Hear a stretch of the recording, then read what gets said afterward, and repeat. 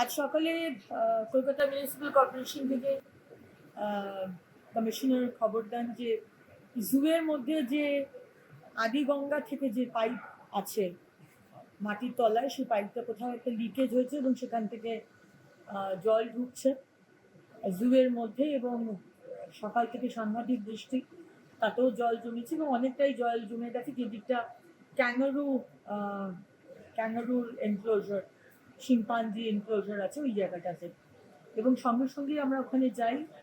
CMC থেকে দুটো গাড়ি, যেটা বড় বড় গাড়ি যার মধ্যে মোটর আছে, সাকশন করে, সেই দুটো গাড়ি আনিয়ে নেওয়া হয়। নিজে প্রেজেন্ট ছিলাম।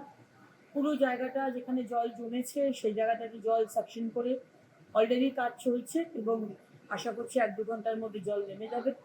সেরকম ভীষণ একটা জল জমেছে তা নয়, তবে জল জমা শুরু হয়েছিল।